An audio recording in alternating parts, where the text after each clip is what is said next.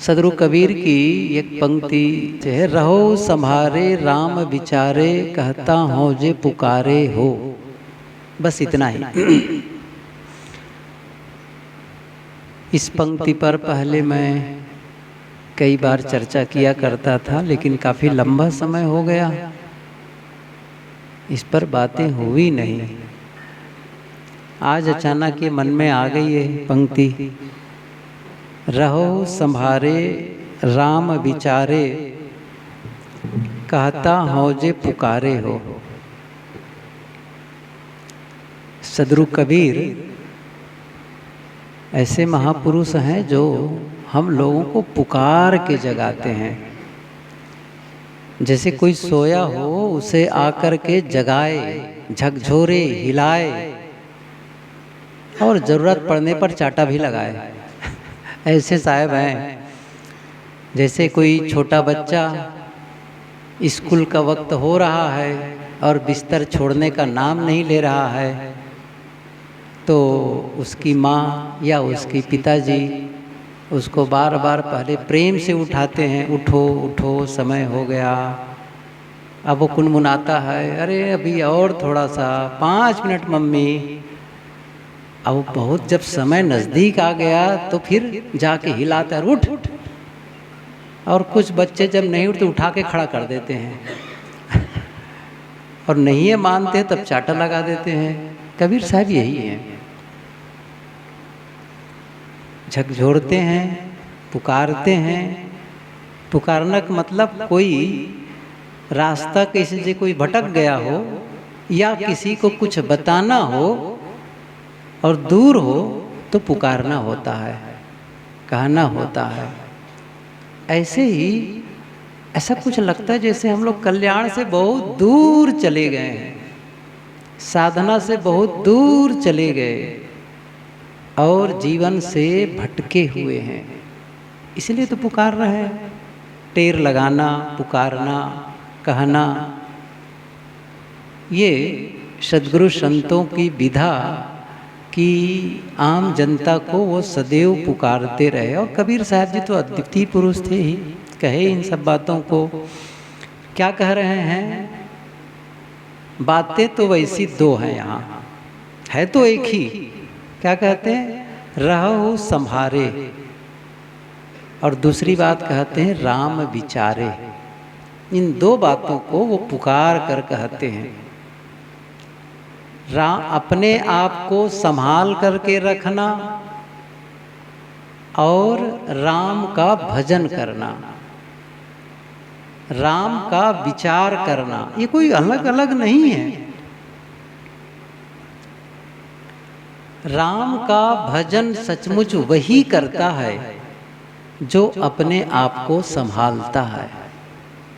क्या कबीर साहब जी ने ये कहा है कि केवल राम राम राम राम रटो? पंक्ति तो आई तो है उसमें कि राम नाम भजु, राम नाम भजु, चेत देखु मन माही हो। लेकिन वो उनका प्रतिपाद्य विषय नहीं है। गुरुदेव जी कहते थे कि कोई भी विचारक अपने प्रतिपाद्य विषय का कभी खंडन नहीं करते। उन्होंने ये भी कहा, राम के कहे जगत गति पावे, खाण कहे मुख मीठा। तो राम के कहने से लोगों का कल्याण हो जाए तो केवल शकर कहने से मुंह मीठा हो जाना चाहिए। अब ये विषय अलग है, मैं इसको विस्तार नहीं दूंगा। यहाँ जो मैं कहना चाहता हूँ वो यह है, शायद ये कहते हैं राम का कोई भजन करता है, राम का सुमिरन करता है, राम नाम का जप करता है, तो इसका मतलब यह नहीं है कि केवल वह उतने मात्र से वो आध्यात्मिक कमाई कर रहा है। केवल राम के नाम लेने से कोई साधना में उतर गया हो और केवल राम के नाम लेना ही भजन है, साहब ये नहीं मानते। और इसीलिए उन्होंने कहा रहो संभारे। कोई भी जो अपने आप को संभालता है, समझ लो वो राम भजन ही कर रहा है। अब वो राम राम राम राम का रट भले न लगाए, लेकिन वो संभालना ही तो राम की साधना है, आत्म साधना है। हम सबको साधनामय जीवन जीना चाहिए, ये हमेशा ध्यान रखें।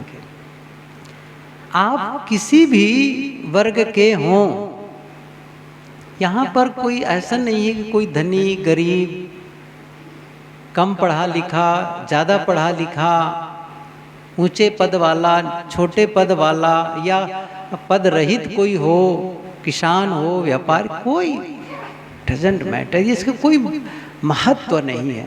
बस आप इंसान हैं, ये पर्याप्त है। आप सोचते हैं, ये पर्याप्त है। आप में समझ है, ये पर्याप्त है। और मैं समझता हूँ आप में समझ है। क्या समझ है? मैं अपने सामान्य जीवन से ऊपर उठूं, तभी तो यहाँ तक आए हैं।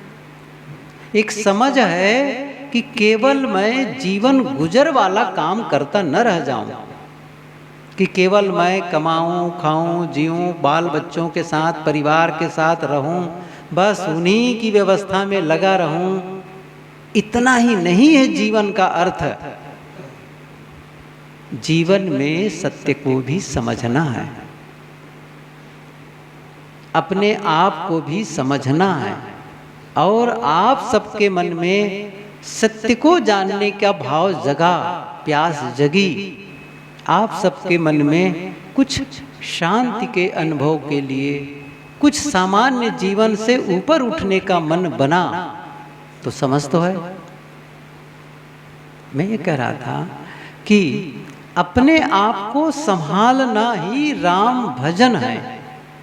अपने आप को कोई संभाल ले, इससे बड़ा राम भजन क्या हो सकता है? अच्छा, अपने आप को संभालने का क्या अर्थ है?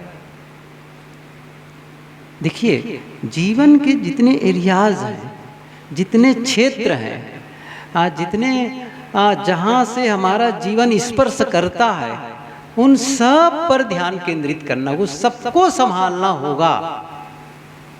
कोई ये कहे कि बस मैं तो बहुत ध्यान चिंतन करता हूँ, बहुत स्वाध्याय करता हूँ, एकांत निवास करता हूँ, जंगलों पर चला जाता हूँ, 24-24 घंटे भोजन न करके मैं केवल साधना में बैठा रहता हूँ। हो सकता है कोई करता हो, लेकिन आप केवल साधना के लिए ही आप पूरी शक्ति लगा रहे हैं। क्या आप अपने स्वास्थ्य का भी ध्यान रख रहे हैं? स्वास्थ्य को भी संभाल रहे हैं? क्या अपने संबंधों को भी संभाल रहे हैं? आखिर में लोगों के बीच रहना है। मैंने कहा ना, सबको साधक होना है, सबको होना है, होना ही चाहिए।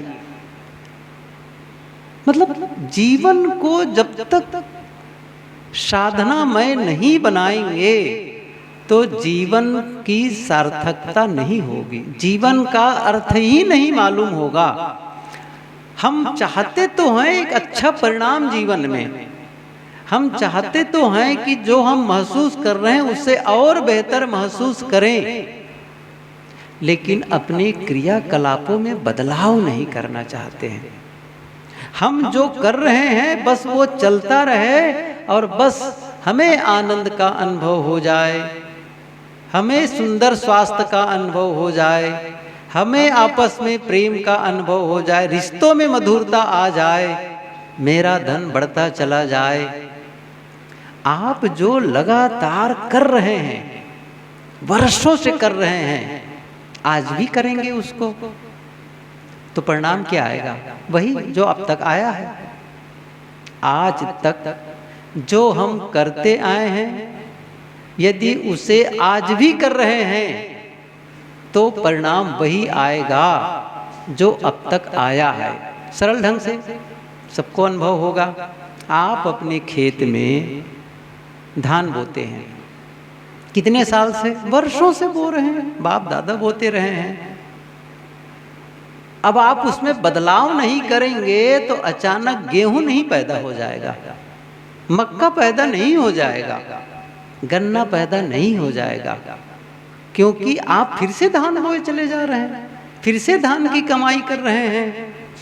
तो आप चाहेंगे कि कैसे परिणाम बदल जाएगा? ऐसे ही है ये। हम यदि ये चाहते हैं, क्योंकि अभी क्या हो रहा है, दुख का भी अनुभव होता है, आपस में लड़ाई झगड़ा का भी अनुभव हो रहा है। ऐसा नहीं कि हर बार हम दुखी रहते हैं।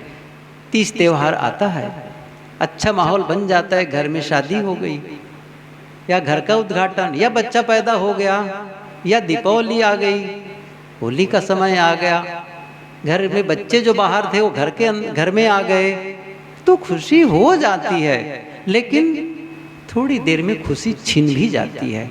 ये जो ऊंच नीच उतार चढ़ाव है, द्वंद है। और सही कहो ना, वो जो सुख जो आया ऐसा लगता है, ऐसा कुछ है नहीं है, वो एक थोड़ा से भूल सा गया वो, बस। बाकी तो दुख के घेरे में हर समय रहते हैं हम, किसी न किसी रूप में, क्योंकि वो भीतर तो अंतस में वो बना ही रह जाता है और फिर समय बीता और उभर के आ जाता है। लेकिन मन क्या कहता है? एक ऐसा मन जिसमें क्लेश न हो। गुरुदेव जी की पंक्ति है, क्लेश रहित मन वाला बनो। ऐसा मन जिसमें कोई क्लेश न हो। अर्थात जब हम अकेले में बैठे, ये चीज के लिए मन में एक भाव जगना चाहिए। पहला काम तो यही है। क्या जगना चाहिए? कि मैं ऐसे जीवन का अनुभव करूं कि मैं जब अकेले में बैठा रहूं, कोई साथ न हो, तब जब मैं आंखें बंद करूं तो शांत हो जाऊं, बस कोई द्वंद न सताए। और सबसे अच्छा, किसी की याद ना आए। अच्छा, मान लो किसी की याद आती भी है तो उनके प्रति प्रेम और मैत्री का भाव जगे, करुणा का भाव जगे। ऐसा न हो कि किसी की याद आई और मन में नफरत, घृणा, द्वेष, क्रोध, ईर्ष्या, फिर शांत नहीं रह सकते हैं, प्रसन्न नहीं रह सकते हैं। जो मन की दशा होगी वही तो जीवन की दशा होगी, और कोई अलग है क्या वो? जो हम लगातार महसूस करते चले जाएंगे, जिन चीजों को हम बार बार सोचते चले जाएंगे, बार बार सोचते चले जाएंगे, वो हमारा जीवन का हिस्सा होता चला जाएगा, जीवन में वह घटता चला जाएगा। तो आप अकेले में बैठ करके क्या सोच रहे हैं? तो केवल सोच नहीं रहे हैं, आप और हम अपने जीवन को निर्मित कर रहे हैं। लगातार जिन बातों को बोले चले जा रहे हैं, इससे हम अपने को निर्मित करते चले जा रहे हैं। जो लगातार हम करते चले जा रहे हैं, उससे हम खुद को बनाए चले जा रहे हैं। थोड़े में कहें तो हमारा कृत्य हमें निर्मित करता है। और यदि हम सही नहीं बन पा रहे हैं, अच्छा सही नहीं बन पा रहे हैं, इसको कैसे जानते हैं? बड़ा सरल है ये। मैंने कहा ना, सुबह से शाम तक आप महसूस कैसा करते हैं? जब आप बिस्तर पर जाते हैं अकेले तो क्या लगता है? क्या भीतर महसूस क्या होता है? आज का दिन बहुत अच्छा बीता, मैं खुश हूँ।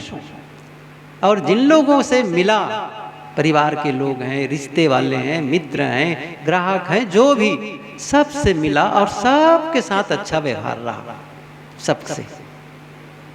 मैं सबसे खुश हूँ, सबके प्रति धन्यवाद का भाव जगता है, कृतज्ञता का भाव जगता है, शिकायत का नहीं जगता है। उसने वैसा किया, उसने देखो उसने वैसा कर दिया, ये भाव नहीं जगता है। देखिए, मेरा मतलब यह नहीं है कि सब लोग आपके साथ अच्छा ही करेंगे। क्या हो गया?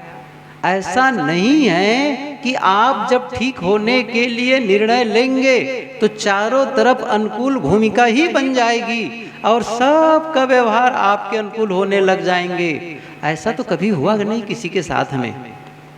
इसका मतलब है, यदि दूसरों की कोई ऊंच नीच व्यवहार हुआ ही सही, किसी को बोलते नहीं बना, किसी को करते नहीं बना, किसी को कुछ ऐसी बातें हो गई, अब इस बात को लेकर के मैं अपने में चढ़ा के रखूं, खारिज कर दो उसको। ठीक है, ठीक है, समय है, मनुष्य है, गलती हो जाती है। अब जब कभी अपने को देखेंगे ना, अपने ही जीवन को प्रारंभिक या जब से देखेंगे तो ऐसा लगेगा। कई बार मैं सोचता हूँ, अपने ही साथियों को देखता हूँ जब उनको गलती करते और उस प्रकार की त्रुटियाँ, तो मैं सोचता हूँ अच्छा इस प्रकार की गलती मैंने की थी। मुझे ख्याल आता है अच्छा ऐसी गलती तो मैंने भी की थी पहले, और फिर इनके लिए मुझे झल्लाने की क्या जरूरत है। अच्छा वो भी तो एक प्रोसेस में, वो भी तो आगे बढ़ रहा है।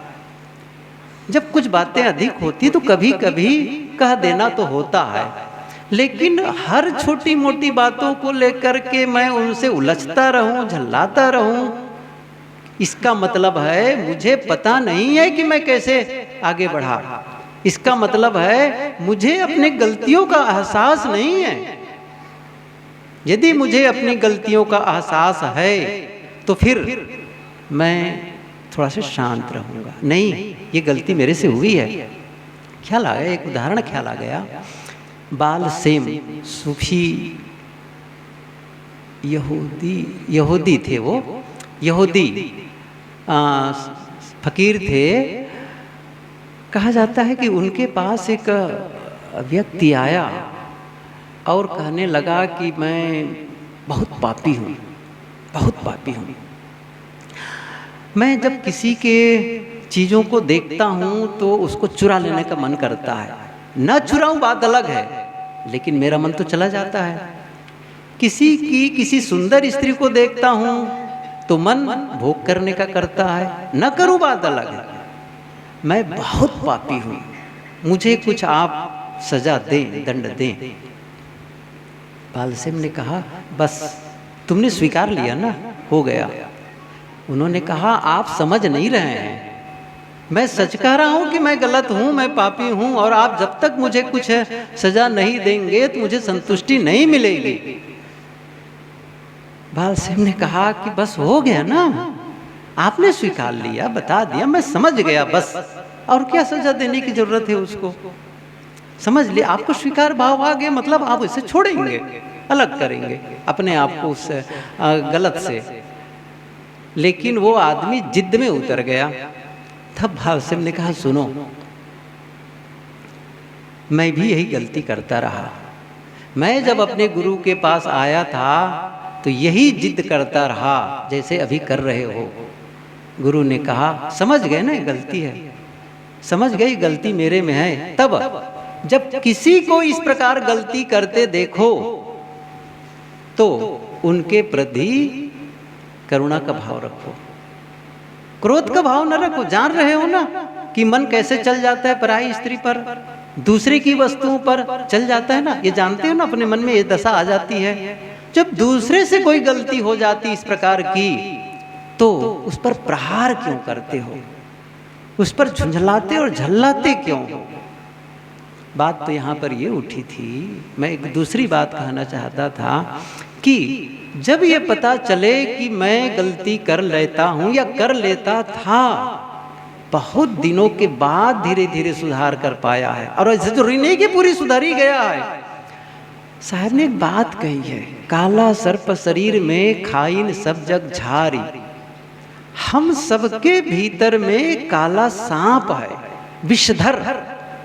काला सांप का मतलब है विषधर के लिए वो संकेत करते हैं, विषैले। हम सभी विषैले तो हैं। और गुरुदेव जी के विचारों को सुनते हुए, प्रवचन को सुनते हुए शायद सब लोगों ने ये सुना होगा, मुझे ऐसा लगता है। गुरुदेव जी ये सूत्र कहा करते थे, अपने जहर को मारो और दूसरे के उबले हुए जहर को सहो। इसका मतलब हम सब जहरीले हैं, सीधी सी बात है, हम सभी जहरीले। तब ये बात कहते थे गुरुदेव जी। और सद्गुरु विशाल देव के बारे में कभी कभी गुरुदेव जी संस्मरण सुनाया करते थे। तो एक संस्मरण ये भी बताते थे कि सद्गुरु विशाल देव के लिए एकांत कुटिया बनती थी और संत लोग भी, भक्त ही नहीं, संत लोग भी समय समय से ही मिलते थे।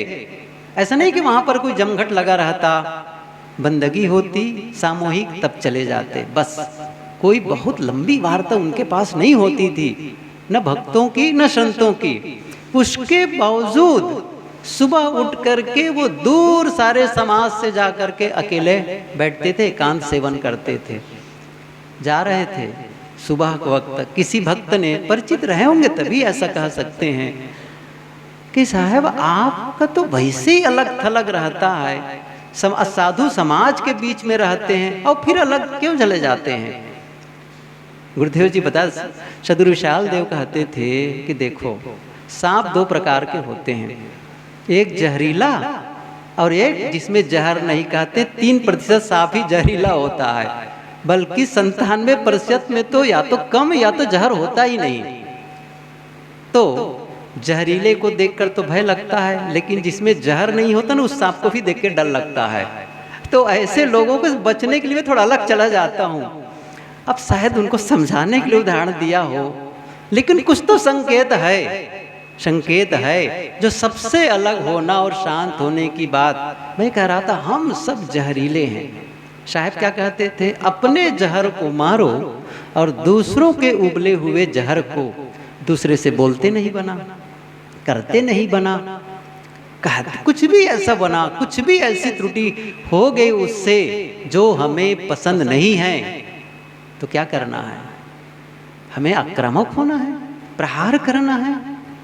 मैं कह रहा हूँ संभालो। साहब कितनी अच्छी बात कहते हैं, रहो संभारे राम विचारे। और जो संभाला वो साधक। आप क्या मानते हैं, हम लोग सफेद कपड़ा पहन लिए इसलिए साधक हो गए? अच्छा, कोई कंठी पहन लिया इतने मात्र से कोई भगत हो गया? मैं उसकी आलोचना नहीं कर रहा हूं।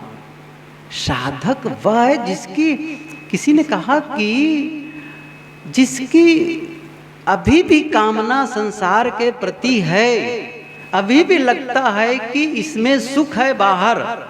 क्या लग रहा है? अभी विषयों में सुख मिलने की आशा लगी हुई है, बस वो संसारी है, वो संसारी है। और जिसे लगता है कि नहीं बाहर सुख नहीं है, स्व में ही सुख है, लौटने में ही सुख है। एक है पर आश्रय और दूसरा है स्व आश्रय। पर आश्रय जो पर है उसमें आश्रय मार रहे हो, उसमें आप ढूंढ रहे हो सुख मिलेगा, आनंद मिलेगा, इन भोगों को, उनको देखूं, उनको सुनूं, ये खाऊं, ये पीऊं, ये इकट्ठा कर लूं।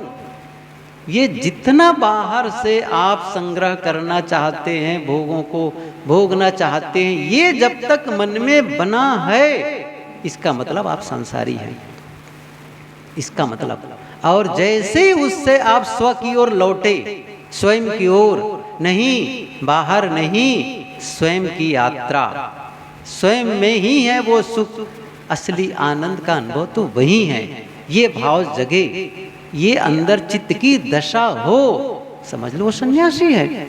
खैर, तो मैं कह रहा था, रहो संभारे राम विचारे, कहता हो जो पुकारे हो। सदगुरु क्या कहते हैं, अपने आप को संभाल करके रखो। और मैं एक एक चीज बता रहा था, इसीलिए कहा जो भी जीवन, आपका जीवन जिससे भी स्पर्श करे, सब जगह संभालना है। तो शुरुआत मैंने क्या की थी, स्वास्थ्य को संभालो, सही है ना, स्वास्थ्य को संभालो, संबंधों को संभालो, अपने धन को भी संभालो। किसको संभालो? धन को भी संभालो और अपने मन को भी संभालो, सबको। और इंद्रियों को संभालो मतलब वही है, अब उसको अलग अलग करूं, अपने शब्दों को संभालो, अपने विचारों को संभालो, अपनी आँखों को संभालो, अपने कामनों को संभालो। देखिए ये सब व्याख्या है, ये व्याख्या है। लेकिन सबका मतलब क्या है? यदि इसको बहुत थोड़े में कहें तो साहब ने तो उसको थोड़े में कह दिया है। यद्यपि बहुत थोड़े में सूत्र रूप में कहने में हमारी समझ बात नहीं आती, इसलिए व्याख्या की जरूरत पड़ती है। क्या संभालना? एक चीज संभाल लो, सब संभल जाएगा। एक को संभाल लो, सब संभल जाएगा। वो पंक्ति याद है सबको, एक साधे सब साधिया, सब साधे एक जाए, जैसे सींचे मूल को फूले फले अघाए। एक साध लो बस, किसको? मन को। हम में से बहुत कम लोग हैं जो अपने मन को साधने के लिए समय निकालते हैं। अब ये मेरा जो समय है 24 घंटे में मैं नित्य क्रिया के लिए समय निकालता हूँ, स्नान के लिए समय निकालता हूँ, भोजन के लिए समय निकालता हूँ, काम में जाने के लिए समय निकालता हूँ, और भी लोगों से मिलने जुलने के लिए समय निकालता हूँ, सब कुछ। लेकिन ऐसा समय बस अब ये मेरा जो आधा घंटा है, अब ये जो मेरा 1 घंटा है, खुद को संभालने के लिए है, अपने मन को संभालने के लिए है, बहुत कम लोग निकाल पाते। और मैंने एक दिन कहा था, यही 2 दिन पहले ही कहा था, आप जीवन के हर गतिविधि को करते करते कुछ नया नहीं कर सकते हैं। और मैंने उदाहरण क्या दिया था, मान लो कोई नई भाषा सीखना चाहे, मान लो कोई वाद्य यंत्र बजाना चाहे, कोई इंस्ट्रूमेंट, कोई चाहे हारमोनियम हो, चाहे तबला हो, चाहे वीणा हो, चाहे वायलिन हो, कुछ बजाना सीखना चाहता है, कुछ गाने को सीखना चाहता है, कुछ नृत्य करना चाहता है, कुछ खेलना चाहता है, और क्या कहता है, मैं अपने सारे काम ईमानदारी पूर्वक करता हूँ, सुबह उठता हूँ और नित्य क्रिया से निवृत्त होता हूँ, अपनी कमाई में भी ईमानदारी, लोगों के साथ सुंदर व्यवहार, मैं छल कपट नहीं करता, न मैं चोरी करता हूँ, न हिंसा करता हूँ, मैं विचार करता हूँ, किसी को गाली गुप्ता नहीं देता, सब कुछ मैं ईमानदारी से और समय से करता हूँ। उनकी बात सही है, लेकिन क्या इस प्रकार ईमानदारी पूर्वक जीवन जीने मात्र से वह संगीत सीख जाएगा? क्या इस प्रकार के ईमानदारी से पूर्वक जीवन जीने मात्र से के नई भाषा सीख जाएगा वो? हम लोग क्या कह रहे हैं, मैं तो सब ईमानदारी पूर्वक काम कर रहा हूं, मैं मान गया ईमानदारी पूर्वक करते हैं, लेकिन इससे आपका मन सध नहीं जाएगा। वो ठीक है, आप यदि बेईमानी का काम करेंगे, छल कपट का काम करेंगे, तब मन और नीचे की ओर चला जाएगा, तब मन में और बहुत सारे दाग धब्बे लगने लग जाएंगे। अभी तो पुराना ही छुड़ाना बाकी है, और नया आप जोड़ लेंगे कलमस। तो जो है उसी को ठीक करने के लिए आपको अतिरिक्त समय निकालना पड़ेगा। आप चाहेंगे कि मेरा मन शांत और प्रसन्न रहे, तो आपको समय निकालना पड़ेगा। तो मैं कह रहा था, सबको संभालने की जगह यदि हम सभी केवल मन को संभालने लग जाएं, सब संभलता चला जाएगा।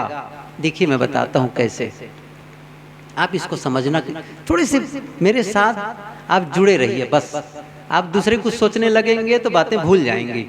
मैं क्या कहना चाहता हूँ, आप जिसको संभालते हैं ना, जिसकी रक्षा आप करते हैं, वह आपकी रक्षा करता है। जिसकी आप रक्षा करते हैं वो आपकी भी रक्षा करता है। एक उदाहरण बताऊं पहले, राजा जनक सब जानते हैं, अब पुरानी कहानी भी है, ये बहुत पुरानी कहानी है। एक सन्यासी उनके राज्य में आया, राजा जनक से कहा कि राजन, आप के विषय में बड़ी प्रसिद्धि है कि आप इस सारे ऐश्वर्यों के बावजूद, ये सारे भोगों के बीच रहकर आप विदेही हैं, आप सबसे निर्लिप्त हैं, आपका मन शांत रहता है। ये बात मुझे इस पर मेरा विश्वास नहीं हो पा रहा है, क्योंकि मैं जानता हूँ, मैं एकांत साधना करके देखा, जंगलों में जाकर के देखा, पर्वतों में जाकर के देखा, लेकिन मन तो ऐसा होता नहीं है।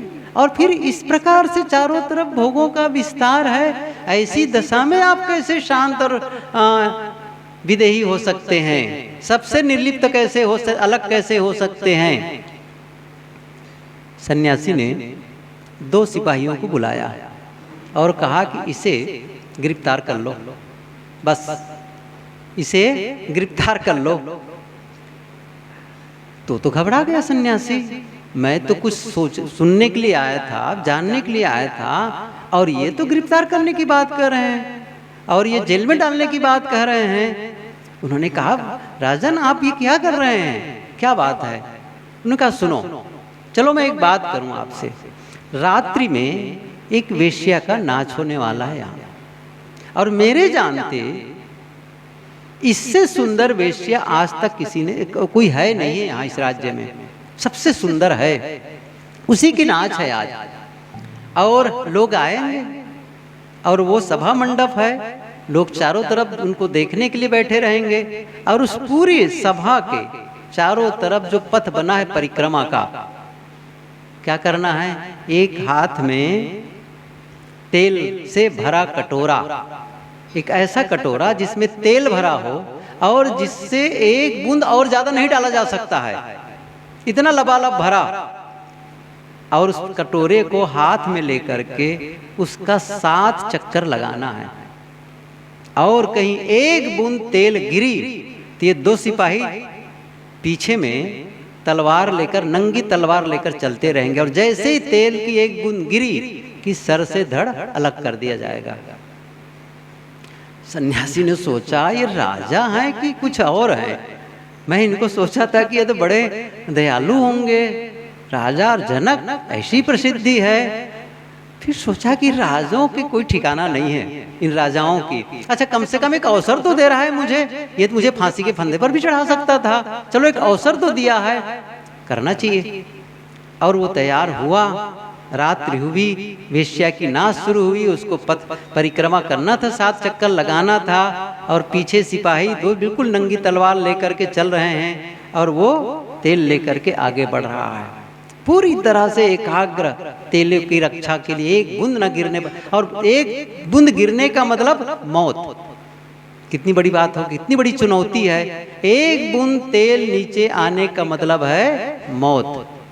चला वो, पीछे सिपाही बोले चले जा रहे हैं, वो देख रहे हैं, अरे देखो तो वो तो अपने जितने श्रृंगार के जो साधन थे, गहने थे, सब फेंक दिए और वैसे नाच रहे हैं। फिर उसने और सिपाही आगे बढ़ते चले गए, दूसरी तीसरी परिक्रमा में, अरे उसने कपड़े भी फेंक दिए, कपड़े भी अलग करके बिल्कुल नग्न होकर के नाच रही है, अभी बोले चले जा रहे हैं, वो सुन रहे हैं।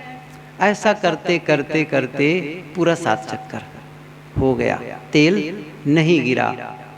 राजा जनक के पास आया, राजा जनक ने कहा कुछ समझे, तुम्हें कुछ बचाना था, तुम्हें कुछ बचाना था, तुम्हें किसी की रक्षा करनी थी, और जिसको तुमने बचाया ना वो तुम्हारी रक्षा कर दी। तेल बचाना था ना, और तेल बचाए और वो आपको बचा लिया। मुझे भी कुछ बचाना है, मेरे भीतर भी जो शांति है उसे मुझे बचाना है, और जब मैं उसे बचाने जाता हूं तो फिर वो मेरी रक्षा करता है। बताओ वेश्या का नाच देख पाए? उन्होंने कहा वेश्या का नाच, उधर देखने का अवसर ही नहीं है। वो कहा ये सिपाही जो बोल रहे थे ना, मेरा कहा हुआ था कि वो महिमा गाएं उसकी उसकी प्रशंसा करें, उनके नृत्य की, और बोले चले जा रहे थे, लेकिन क्या उधर आकर्षित हुए? बिल्कुल भी नहीं। क्यों? क्योंकि तेल की रक्षा करनी थी, और तेल की रक्षा करके आप अपने जीवन की रक्षा कर पाए। ऐसे ही जब मैं अपनी आत्म शांति की रक्षा करता हूँ तो ये भोग मुझे लुभा नहीं पाते हैं। एक सूत्र है महाभारत में, धर्मो रक्षित रक्षिता। आप धर्म की रक्षा करते हैं तो धर्म आपकी रक्षा करता है। क्या मैंने सत्य की रक्षा की?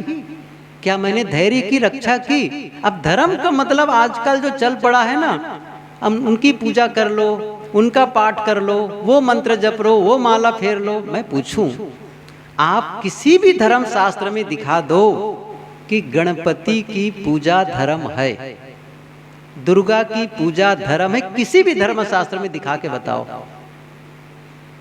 किसी नदी में नहाना धर्म है, कहीं लिखा है भला? बताओ। कोई माला जप लिया, उसको कोई धर्म माना है? आप लोग व्रत करते हैं, उपवास करते हैं, कहाँ पर लिखा है कि बस व्रत करना या भोजन न करना, व्रत ये कर लेना, ये धर्म है? धर्म की जहाँ बात कही गई है वहाँ यही कहा गया है, धृति क्षमो दमो अस्तेयम धीर विद्या सत्यम क्रोधो दशकम धर्म लक्षणम। धैर्य ये धर्म है, ये लक्षण है। जब आप धैर्य रखते हैं, जब आप सहनशील होते हैं, मानो आपने धर्म के पथ पर चलना शुरू किया। गोस्वामी तुलसीदास जी ने भी यही कहा है कि परम धर्म श्रुति विदित अहिंसा, अहिंसा को उन्होंने धर्म कहा। सत्य न दूसर धर्म न दूसर सत्य समाना, सत्य के समान दूसरा धर्म नहीं है। देखिए हर चीज धर्म, कोई नहीं कहा है कि पूजा पाठ धर्म है। मैं कह रहा था जब आप धैर्यवान बनते हैं मानो आप धर्म कर रहे हैं, जब आप सहनशील बनते हैं आप धर्मवान हो रहे हैं, जब आप किसी की गलती को क्षमा करते हैं तब आप धर्म के पथ पर चल रहे हैं, जब आप सत्य बोलते हैं, सत्य के जीवन जीते हैं तब आप धर्म के पथ पर चलते हैं, करुणा होती है, दया होती है, तब आप धर्म के पथ पर चलते हैं। तो अपने आप को संभालने का मतलब है क्या करना है। मैंने कहा शुरुआत, अब देखो मैं व्याख्या तो पूरी नहीं कर पाया लेकिन एक सूत्र बताया, अपने स्वास्थ्य को संभालो। यदि गलत खान पान करके स्वास्थ्य को बिगाड़ते चले जा रहे हैं, आप कहेंगे मैं धार्मिक हूं, नहीं आप धार्मिक नहीं हैं। जो अपने स्वास्थ्य की रक्षा नहीं कर सकता क्या वो सत्य की रक्षा कर पाएगा?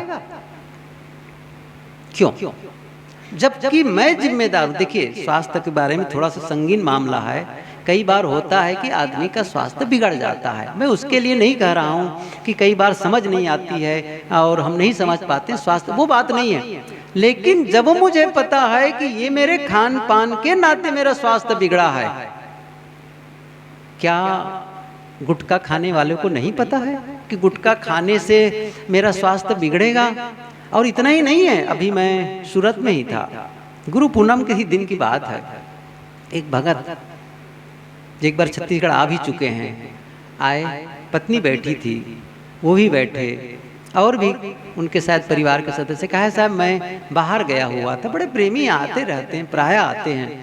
उन्होंने कहा कि बाहर चला गया था अभी एक जगह। कहाँ गए थे? पत्नी के भाई का लड़का अर्थात उनका भतीजा वो मर गया, उसी के कार्यक्रम में गया था। अच्छा मर क्यों गया वही बताए। गुटखा इतना खाता था कि गाल में कैंसर हो गया, कैंसर हो गया। उस कैंसर के नाते आखिर बहुत सारा इलाज हुआ लेकिन मर गया। बच्चे छोटे हैं अभी। अब देखिए और क्या चीज बताए खास, उन्हीं के घर वाले, उन्हीं के आसपास के लोग वो देख रहे हैं कि गुटखा खाने से कैंसर हुआ है और आदमी मर गया, लेकिन तब भी वो गुटखा नहीं छोड़ रहे हैं। मैं क्या कहना चाहता हूं, देखने वाला गुटखा अभी भी खा रहे हैं। वो देख करके कि आदमी मौत के मुख में चला गया केवल इसी के नाते, इसके बावजूद वो गुटखा नहीं छोड़ रहा है। अब बताइए वो आदमी धर्म की साधना कर पाएगा? एक उदाहरण बताया। केवल यहाँ गुटखा और बीड़ी तंबाकू और शराब की बात नहीं है। हम जो रोजमर्रा का भोजन करते हैं क्या वो आपके स्वास्थ्य के लिए अनुकूल है? आप देख लीजिए, बहुत ज्यादा आप छौंक बघार मिर्च मसाला और आजकल जो आप जंक फूड खाते हैं, ये जो चीजें बाहर डिब्बा बंद पैकेट बंद अपना खिलाते हैं, खाते हैं और बच्चों को खिलाते हैं, जहर खिलाते हैं। जहर प्रसंग आगे इसलिए कह ही देता हूँ, कोल्ड ड्रिंक्स के नाम पर, आइसक्रीम के नाम पर केवल जहर खिलाते हैं और कुछ नहीं खिलाते हैं। और जितना पैकेट में कुरकुरे मुरमुरे और चिप्स और क्या क्या मैं क्या खाते हैं नाम ही नहीं जानता हूँ मैं तो, सारी चीजें जहर है और ये स्वास्थ्य को बर्बाद करने वाली हैं। आप स्टॉप कर दीजिए, समझ रहे हैं ना, स्टॉप कर दीजिए उस चीज को। खैर ये विषय मेरा नहीं है कि मैं स्वास्थ्य पर बोलूं, मेरा मतलब है स्वास्थ्य की रक्षा, संबंधों की रक्षा करो। संबंधों की, आपस के संबंध को सही बनाए रखना है, ये आपकी जिम्मेदारी है। और फिर क्यों, अब उसके लिए शब्दों को संभालो, शब्दों को संभालो, गलत शब्द ना निकलने पावे। विचारों को संभालना बहुत बड़ी बात हो गई, जिसको मैंने कहा वो संभल गया तो सब संभल गया। तो शब्दों को संभालना है, क्रियाकलाप को संभालना है। जब हम जीवन के हर क्षेत्र को संभालने लगते हैं तो देखो जीवन बदलने लग जाता है। और मैं समझता हूँ यही राम भजन है, यही साधना है। जब हम अपने ध्यान देते तभी हो पाता है। जब हम अपने शब्दों पर ध्यान देते हैं तो शब्द सुधरने लगते हैं, जब हम अपने विचारों पर ध्यान देते हैं तो विचारों में सुधार होने लगता है, जब हम स्वास्थ्य पर ध्यान देते हैं तो स्वास्थ्य सुधरने लगता है, संबंधों पर ध्यान देते हैं तो संबंध सुधरने लग जाते हैं। आप अपने कामों पर ध्यान देते हैं, किसी नौकरी पर कोई ध्यान दे, किसी दुकान पर अधिक ध्यान दे, कोई खेती पर बढ़िया ध्यान देने लग जाए। देखो, खेती सही करना है और आप खेती पर ध्यान ही नहीं देंगे। चलो कहते ना, बो दे गेहूं चल दे कहूं। आप गेहूं का बीज डाल दिए और कहीं चले जाए घूमने के लिए, मैं तो जा रहा हूं कुंभ मेला, तो ठीक है, कुंभ मेला जाना गलत नहीं है, लेकिन कोई जिम्मेदार हो जो आपकी फसल को संभाले, तो वो आपको संभालना है। कोई पौधा लगा दे, फूलों का क्यारी लगा दे और उसको सींचे ही मत, पानी नहीं डाला जा रहा है, खाद ही नहीं दी, उसकी रक्षा ही नहीं हो रही है, तो फिर कैसे होगा? संभालो। यदि उससे फूल चाहते हैं, यदि उससे फल चाहते हैं, तो क्या करना है? संभालना। हर जगह संभालने की बात है, हर जगह। तो जब ये संभालने का काम हम करने लग जाते हैं, साहब कहते हैं मानो आप राम भजन कर रहे हैं। राम भजन, ये राम की साधना है, ये आत्म साधना है। जब आदमी अपने विचारों पर को संभालने लग गया, मानो सब संभालने लग गया, और खान पान को संभाला, शब्दों को संभाला, हर चीज को। आंखों से देखने की जो का ढंग है, क्या संभाल रहे हो अपने आंखों को? कुछ भी तो देखे चले जा रहे हैं, कुछ भी बड़ा मन आकर्षित है, उसे देखूं, वो सुंदर है, ये है, वो है। क्यों? क्या हो गया उसमें देख करके? गुरुदेव जी बहुत अच्छी बात सदगुरु विशाल देव की पंक्ति को प्रायः कहा करते थे। प्रायः स्थिति लक्षण जान जनाए देखे सुने सब मित्रन दिल हाल, हानि लाभ इसमें कहा जो तेहि हेत बेहाल। ये शुरू की दो पंक्ति, जान जनाए देखे सुने सब मित्रन दिल हाल। क्या मन में होता है? अंदर खलबली क्या होती है? मैं अमुक जगह जाऊं या उन्हें बुलाऊं, क्योंकि जो मैं चाहता हूं, जो जिससे मेरा प्रेम है, जिससे मेरा लगाव है, क्या चाहता हूं? उनसे मिलूं और क्या करूं?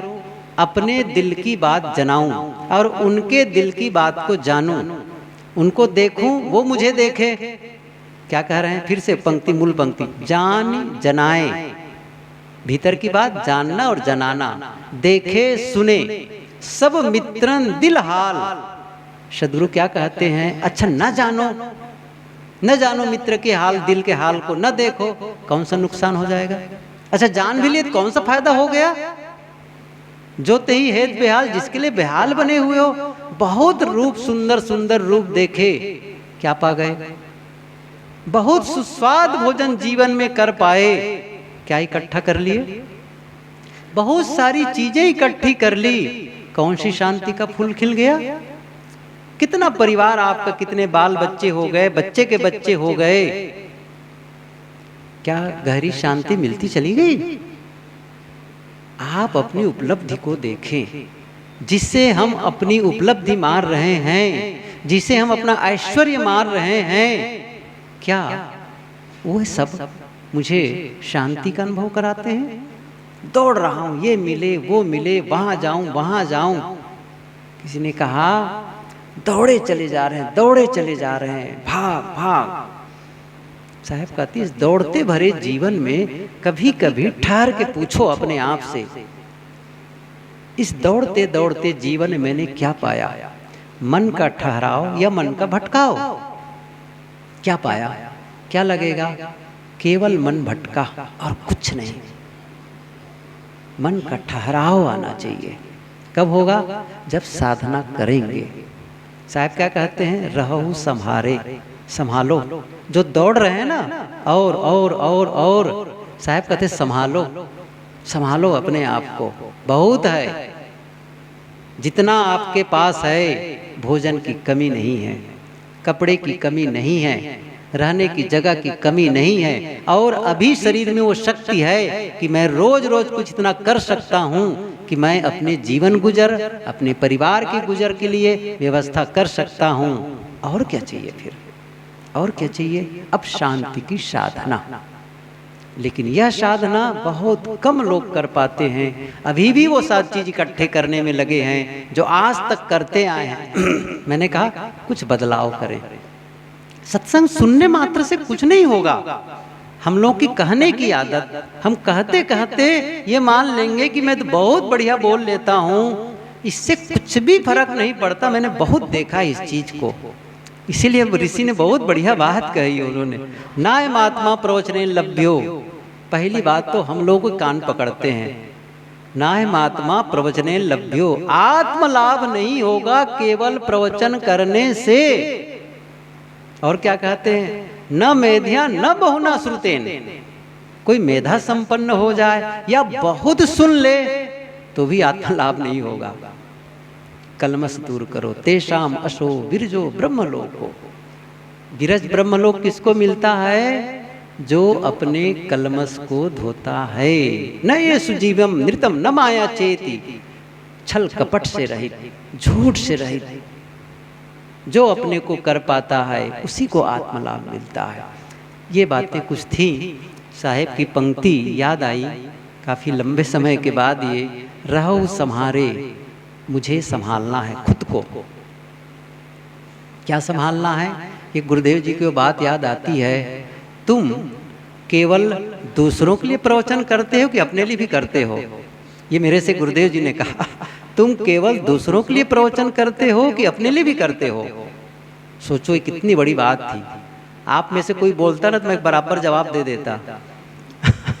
अब गुरुदेव जी जब बोले, अब मैं सच बताऊं, केवल उनका चेहरा देखता रह गया, एक टक टक लगातार देखता रह गया। तब साहब की पंक्ति उन्होंने फिर से याद की, पंडित और मसालची दोनों सूझे नाही, औरन को करे चांदना आप अंधेरे माई। आपको नहीं लगता है थप्पड़ से मार रहे थे मुझे?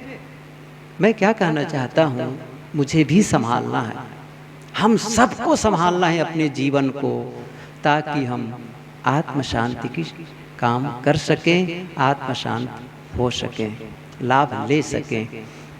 आप सबको आभार, धन्यवाद। साहेब बंदगी।